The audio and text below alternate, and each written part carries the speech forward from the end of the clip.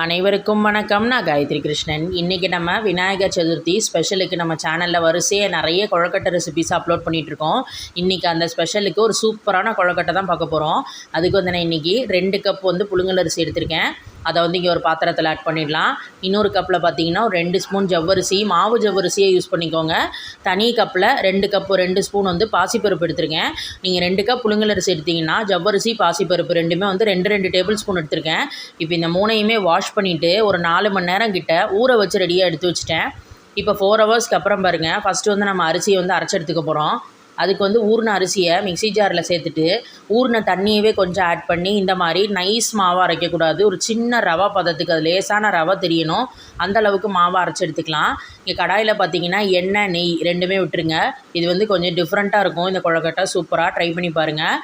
ஜீரகம், உளுத்தம்பருப்பு ஆட் பண்ணிவிட்டு இந்த பச்சை மிளகா, பெருங்காயம், கருவேப்பிலை சேர்த்துட்டு ஒரு தடவை மிக்ஸ் பண்ணி விட்டுக்கலாம். இப்போ இது எல்லாமே தாளித்ததுக்கப்புறம் இங்கே பார்த்தீங்கன்னா நம்ம மாவு எடுத்து வச்சுருக்கோம். அந்த மாவில் இப்போ நான் தேவையான அளவு வந்து உப்பை சேர்த்துட்டு ஒரு தடவை கலந்து விட்டுக்கிறேன்.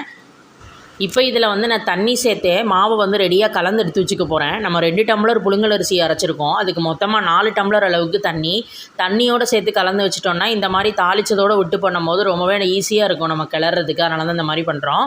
இப்போ தாளித்ததில் தண்ணி கலந்து வச்ச அந்த மாவு அதை வந்து உள்ளே சேர்த்துட்டு நல்லா கட்டி தட்டாமல் ஒரு தடவை கலந்து விட்டுக்கலாம். இப்போ இதில் வந்து நம்ம ஒவ்வொன்றா ஆட் பண்ணிடலாம். ஃபஸ்ட்டு வந்து நம்ம ஊற வச்சுருந்த ஜவ்வரிசியை சேர்த்துடலாம். இதோட கூடவே நம்ம ஊற வச்சுருந்த பாசிப்பருப்பு அதையும் வந்து ஆட் பண்ணிவிட்டு மிக்ஸ் பண்ணி விட்டுக்கோங்க. லாஸ்ட்டாக நம்ம இதில் நல்லா ஒரு கப்பு ஃபுல்லாக தேங்காய் துருவலையும் சேர்த்துருவோம். தேங்காய் எவ்வளோக்கு எவ்வளோ சேர்க்குறோமோ அந்தளவுக்கு ரெசிபி ரொம்பவே டேஸ்டியாக இருக்கும். கைவிடாத நம்ம லோ டு மீடியம் ஃப்ளேமில் வச்சுட்டு கிளறி விட்டுட்டே இருக்கணும். ஏன்னா நம்ம அரிசியை போட்டு அரைச்சனால எல்லாமே வெந்து வரணும். இப்போ கொஞ்ச நேரம் கிளறினதுக்கே பாருங்கள், உங்களுக்கு பார்த்தாலே தெரியுது கொஞ்சம் திக்கான கன்சிஸ்டன்சி வந்திருக்கு. இன்னும் டைம் ஆக இந்த மாதிரி நல்லா பேனில் ஒட்டாமல் வரணும். அப்படி வந்து நல்லா திரண்டு வந்தாலே நல்லா ரெடியாக எடுத்துன்னு அர்த்தம். இப்போ ஸ்டவ்வை சுவிட்ச் ஆஃப் பண்ணிவிட்டு அதை வந்து இந்த மாதிரி ஒரு அகலமான பேசினில் கொட்டி ஆற வச்சுருங்க. ஆறுனதுக்கப்புறம் கையில் எடுத்து நீங்கள் உருட்டினீங்கனாலே அருமையாக கொழுக்கட்டையாக வந்துடும். நம்ம எப்படி கிளறணும், இப்போ பார்த்தீங்களா நமக்கு ஆறுனதுக்கப்புறம் எவ்வளோ ஒரு திக்கான கன்சிஸ்டன்சி வந்திருக்கு அப்படின்னு.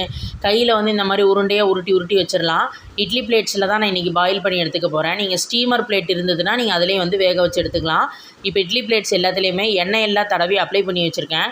அதில் வந்து நம்ம உருட்டி வச்ச அந்த கொழுக்கட்டை எல்லாத்தையுமே இந்த மாதிரி ரெடி பண்ணி வச்சுட்டு இட்லி பாத்திரத்தில் அடியில் தண்ணி வச்சுருக்கோம். தண்ணி வந்து கொதி வந்ததுக்கப்புறம் ஒரு பிளேட்டாக வந்து நம்ம உள்ளே இறக்கி வச்சிடலாம். மூடி வச்சிட்டோம் அப்படின்னா 10 நிமிஷம் மீடியம் ஃப்ளேம்லேயே ரெடியாகி வரட்டும். இப்போ 10 மினிட்ஸ் ஆயாச்சு. பிளேட்ஸ் எடுத்து வெளியே வச்சிட்டோம். ஆறுனதுக்கப்புறம் ஒரு கொழுக்கட்டை எடுத்து பார்க்கலாம்.